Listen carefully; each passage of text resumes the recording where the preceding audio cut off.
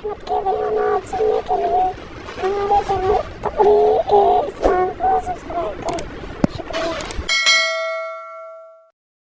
واقعہ یہ ہے کہ مدینے سے جب آپ نکلے ہیں تو کسی جنگ کا کسی کو خیال، کسی کے حاشیہ خیال میں بھی نہیں تھا۔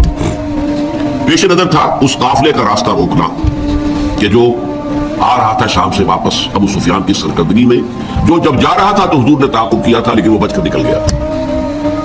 اسی لیے کسی نے اہتمام نہیں کیا کہ وہ اسلحہ ساتھ لے۔ اندازہ تو کیجئے 313 افراد میں سے صرف 2 کے پاس تلواریں تھیں۔ اسلحہ نہیں لیا، کیا کرنا؟ قافلے کو جا کر جو ہے روکنا ہے، قافلے کو لوٹنا ہے، کہہ لیجیے۔ لہذا کو کثیر تعداد جو بھی گئی ہے وہ اسی خیال سے نکلی ہے اور اس میں کوئی بری بات نہیں ہے۔ باطل سے گویا کہ جنگ تو پہلے دن سے شروع ہو گئی تھی۔ جیسے ہی حضور نے کہا لا الہ الا اللہ، آپ کے اوپر تشدد شروع ہو گیا، بات ختم ہو گئی۔ تصادم تو ہے، صرف یہ ہے کہ پہلے وہ تصادم ذہنی اور فکری سطح پر تھا صرف، یا وقت یک طرفہ تشدد تھا، اس میں کہ مسلمانوں کو اجازت نہیں تھی جوابی کارروائی کرنے کی۔ اب یہ تصادم 2 طرفہ ہے، اینٹ کا جواب پتھر سے دینے کا موقع آ گیا، مرحلہ آ گیا۔ اور اس انقلاب کی تکمیل کے لیے انگریزی میں ایک لفظ آتا ہے پش، ایک تو PUSH پش، کسی چیز کو دھکا دینا، ایک ہے PUTCH، یہ پش جو ہے یہ ہے کسی بھی مہم میں پھر آخری ہلہ بولنا۔ تو یہ پش جو ہے انقلابی جدوجہد کا فائنل پش جو ہے وہ ہے یہ آرم کانفلکٹ، اور اس کا بھی آغاز اس ایکٹیو ریزسٹنس کے نتیجے میں جو حضور نے 1 سال تک جاری رکھا، اس کے نتیجے میں یہ 1000 کی فوج نکلی۔ حضور جب اپنے 313 ساتھیوں کو لے کر تقریباً درمیان میں تھے مدینے اور بدر کے، وہاں حضور کو وحی کے ذریعے سے اللہ نے اطلاع دے دی کہ مکے سے ایک لشکر بھی چل چکا ہے، بڑا طاقتور لشکر، اور ساتھ ہی اے محمد صلی اللہ علیہ وسلم ہمارا وعدہ ہے کہ ایک تو وہ جو اوپر سے قافلہ آ رہا ہے شمال سے، اور ایک جو جنوب سے آ رہا ہے لشکر، ان 2 میں سے ایک پر ہم ضرور مسلمانوں کو فتح دے دیں گے۔ یہ وحی اب حضور پر آ گئی اور آپ کو اطلاع مل گئی کہ مکے سے تو قریش کا ایک فوج نکل آئی ہے، مسلح، کیل کانٹے سے لیس، پوری تیاریوں کے ساتھ۔ اب آپ نے ایک مجلس سے مشاورت منعقد کی اور آپ نے مسلمانوں کے سامنے یہ مسئلہ رکھ دیا کہ دیکھو ہم نکلے تھے اس کام کے لیے، لیکن اب صورت اللہ تعالیٰ کی طرف سے یہ پیش آ گئی ہے، وہ قافلہ بھی آ رہا ہے اور ادھر سے لشکر بھی آ رہا ہے، اور اللہ تعالیٰ ہے ان میں سے ایک پر لازماً اللہ ہمیں فتح عطا کر دے گا۔ تو بتاؤ کہ ہم کدھر چلیں، لشکر کی طرف چلیں یا قافلے کا پیچھا کریں؟ اس کو آپ جدید اصطلاح میں یہ کہہ سکتے ہیں کہ یہ اپنے ساتھیوں کے مورال کو ریڈ کرنے کی حضور کی طرف سے ایک کوشش تھی۔ پتہ چلے ساتھیوں کا مورال کیا ہے، کیا عالم ہے، ان کا حوصلہ کیا ہے، ان کے جذبات کیا ہیں، ان کی امنگیں کیا ہیں۔ آیا وہ ڈر جاتے ہیں یہ سن کر کے لشکر آ رہا ہے، قریش کا لشکر؟ قریش کا تو یوں سمجھیے کہ اس کا لفظ ایک دہشت پیدا کرنے والا تھا عرب کے اندر۔ قریش، ان کا لشکر اور تیاری کے ساتھ پوری طریقے سے کیل کانٹے سے لیس، یا یہ ہے کہ ان کے اندر اس کیفیت سے اور استقامت پیدا ہوتی ہے کہ ٹھیک ہے اب وقت آیا، اب وقت شہادت آیا ہے، اب وقت آیا ہے کہ ہم اپنا جو مقصود و مطلوب ہے، شہادت ہے مطلوب و مقصود مومن نماز غنیمت نہ کشور کشا۔ تو حضور نے جب یہ مشورے کے لیے بات رکھی، یہ بات بڑی اہم ہے، بڑی پیارا واقعہ ہے یہ سیرت کا۔ مہاجرین میں سے کئی افراد نے کھڑے ہو کر تقریر کی، بڑی جوشیلی، حضور جو حکم آپ کا ہو آپ بسم اللہ کریں، ہم تیار ہیں، ہر شے کے لیے تیار ہیں، فیصلہ آپ کو کرنا۔ حضرت ابوبکر نے تقریر کی رضی اللہ تعالیٰ عنہ، لیکن حضور نے کوئی خاص اہمیت نہیں دی۔ حضرت عمر نے تقریر کی، اب بھی حضور نے کوئی خاص اہمیت نہیں دی، فرمایا بھائی جو مشورہ دو، آپ لوگ مشورہ دیجیے۔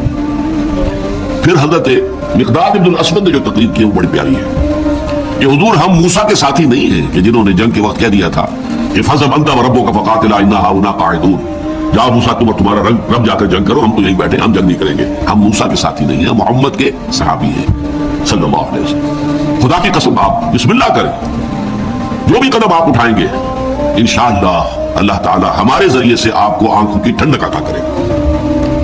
حضور ان کی بات کو بھی کوئی خاص اہمیت نہیں دے رہے، پھر فرما رہے اشیرونی، مجھے مشورہ دو بھائی۔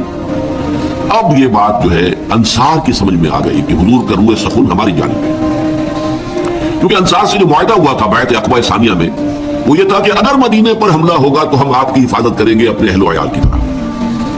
ابھی مدینہ پر حملہ نہیں ہوا تھا بلکہ حضور آگے بڑھ کر نکل آئے ہیں مدینے سے، اور جنگ مدینے سے باہر ہو رہی ہے۔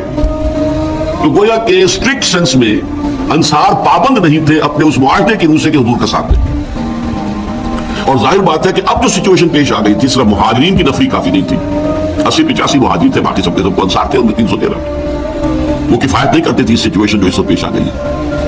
لہٰذا حضور بار بار کہے ہیں تو سمجھ گئے، حضرت سعد بن عبادہ کھڑے ہوئے رضی اللہ تعالیٰ عنہ، بڑی پیاری تقریر ہے ان کی یہ कान्नका तानीना या रसूल अल्लाह, अल्लाह के रसूल शायद आपका रुए सकुन हमारी जानिब है। फैना आमन्ना बेका व सद्दक़ना का, तो हम तो आप पर ईमान ला चुके हैं। वो बैत अक़बा वाली बात को आप भूल जाइए। जब हम ईमान ले आए, हमने आपको अल्लाह का रसूल और नबी माना है, तो हमारे लिए ऑप्शन कौन सा है? We don't have any option. खुदा की कसम अगर आप अपनी सवारी समंदर में डाल देंगे, हम सबके सब आपके पीछे समंदर में उतर जाएंगे। और खुदा की कसम अगर आप हमें हुक्म देंगे तो बरकुल गमात तक पहुंच जाएंगे, यमन का एक शहर, और अपनी जो सवारियां हैं ये ऊंट और ऊंटनियां इन्हें इस तवील सफर की वजह से नागिन कर देंगे। लेकिन आप जहां हुक्म देंगे आप बिस्मिल्लाह कीजिए। इस पर आता है कि हुजूर का चेहरा खिल उठा, खुशी के और बशाशत के आसार कि ये जो जमात मैंने तैयार की है इतनी मेहनत से, दावत और तरबियत और तंजीम के मराहिल जो मैं गुजार के लाया हूँ, ये जमात अब तैयार है फिलवाक़े इस आखिरी मरहले में दाखिल होने के लिए। अब हम पूरी तरीके से फिट हैं। इस पर आपके चेहरे पर बशाशत है। उसके बाद आपने कहा चलो फिर बदर की तरफ। अब ये मैं आपसे अर्ज कर चुका हूँ कि वो काफिला तो बदर की वादी में दाखिल नहीं हुआ। अबू सुफियान उसको लेकर पहाड़ी सिलसिले के उधर मगरिब की तरफ से होते हुए साहिल समुद्र के साथ साथ लंबा सफर करके बच के निकल गए। और ये जब जो लश्कर आ गया कुरैश का, और जब पड़ाव है, सिर्फ मैं उसके भी दो वाक़यात आपको सुना दूं कि जब पड़ाव पड़ा हुआ है तो वहां इतला पहुंच गई कि काफिला तो बचकर निकल गया। अबू सुफियान का पैगाम आ गया कि मैं काफिले को बहिफाजत लेकर मक्के पहुंच गया। अब यहां सवाल पैदा हुआ, फिर वही हॉक्स एंड डव्स का मामला। डव्स ने यह सोचा कि अब खुरेजी काहे के लिए, हम तो निकले थे अपने काफिले की हिफाजत के लिए, काफिला तो पहुंच गया।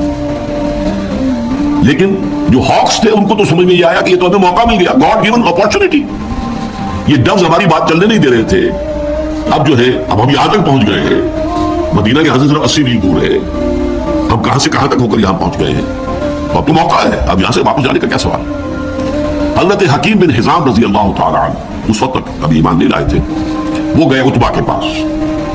क्या उतबा, देखिए हमारा जो काफिला था वो तो बच के जा चुका है, अब ये खामखा की खूरेजी और जंग काहे के लिए। आपकी हैसियत ये है कुरैश के यहाँ कि अगर आप इसको रोकना चाहे तो जंग अब भी रुक सकती है। उसने भी कहा ठीक है, बात तो तुम्हारी सही है, अच्छा चलो चलते हैं अबू जहल के पास। वो he was the chief of the hawks. वहां जाकर बात की और वो शख्स जो था फिर उसने पैंतरा बदला, काना दिया उतबा को। उतबा के बेटे थे हजरत हुज़ैफा रज़ी अल्लाह तआला अन्हु, जो ईमान ला चुके थे हुजूर के साथ थे। हाँ, मालूम होता है उतबा बेटे को सामने देखकर तुम पर बुज़दिली तारी हो गई है। अब ये अरब के लिए बहुत बड़ा ताना था। दूसरी तरफ उसने ये किया कि वो जो एक मारा गया था वादी नखला में, एक मुशरिक, उसके भाई को बुलाया कि देखो ये तुम्हारे भाई के कातिल जो है वो सामने पड़े हुए हैं, लेकिन ये लोग चाहते हैं कि जंग ना हो।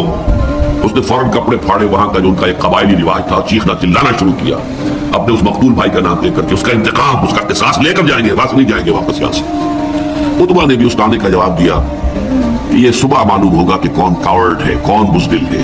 जाहिर बात है कि उतबा को ये बात खा गई। वो चूंकि निस्बतन शरीफ उन नफ्स लोगों में से था, यानी उम्र के एतबार से भी बुजुर्ग, वैसे भी दबाए हैं हर एक की। जैसे कि वो शेर है कि न हर जन जनस्तो न हर मर्द मर्द खुदा पर जंगूश यकसा न कर। ना अहले ईमान में से सब एक दर्जे के थे, बराबर के थे, ना कुफार में सब एक दर्जे के थे। काफिरों में इंतहाई सख्त मुआनिद भी थे और काफिरों में वो शख्स भी था जिन्होंने हुजूर को पनाह दी थी, जबकि आप ताइफ से आए हैं मायूस लौट कर, वो भी काफिर था, मुशरिक था। और जाहिर बात है कि अबू तालिब भी तो कुफरी की हालत में दुनिया से गए हैं, लेकिन हुजूर की मदद करते रहे, आपको सहारा देते रहे। तो हर तरह के लोग होते हैं।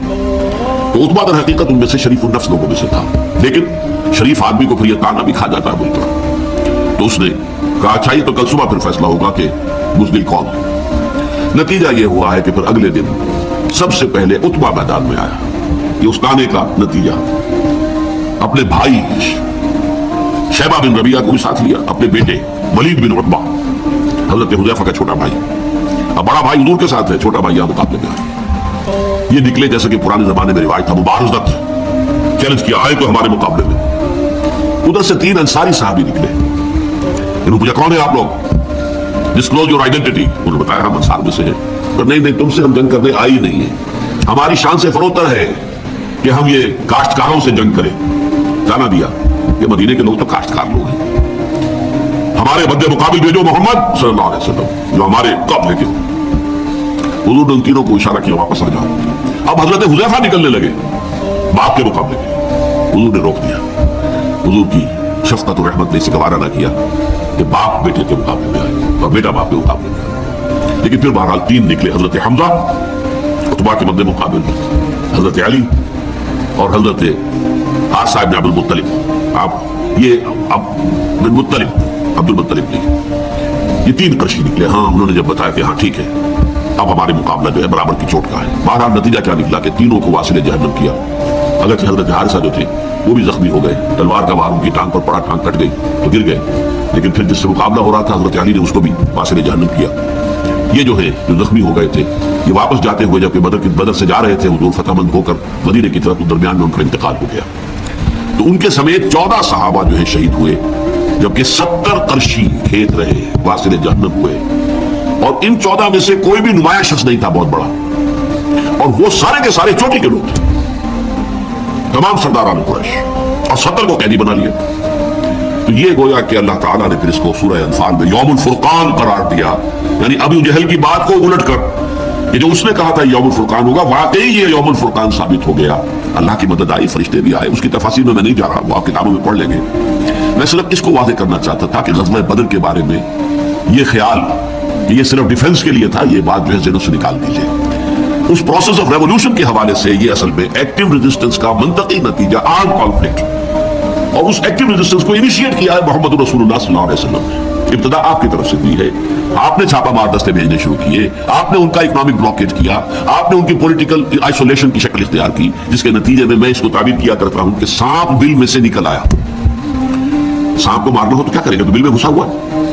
تو آپ کو معلوم ہے نا کہ بین بین بجاتے ہیں کچھ تاکہ وہ باہر نکل آئے. اب پتہ نہیں وہ بین سے کچھ واقعی کو اثر ہوتا یا نہیں ہوتا، لیکن جو عام میں تو آپ کو سمجھانے کے لیے کہہ رہا ہوں. یہ قریش بیٹھے ہوئے تھے مکے میں، اور مکہ حرم ہے، وہاں خوریزی اگر اللہ کا عذاب آتا کسی اس طرح کا جیسے کہ اس سے پہلی قوموں میں آ چکا تھا تو مکے پر آتا. معاذ اللہ ثم معاذ اللہ ثم معاذ اللہ. خوریزی ان کی وہاں ہوتی نہیں. اس سانپ کو تو نکالنا تھا. اس سانپ کو نکالنے کے لیے محمد رسول اللہ صلی اللہ علیہ وسلم نے جو اقدام کیا، جو ایکٹیو ریزسٹنس کا جو پروسیس شروع کیا، اس کے نتیجے میں وہ 1000 کا لشکر نکل کر جو آیا ہے، وہ گویا کہ سانپ جو ہے وہ اپنے بل سے باہر آ گیا.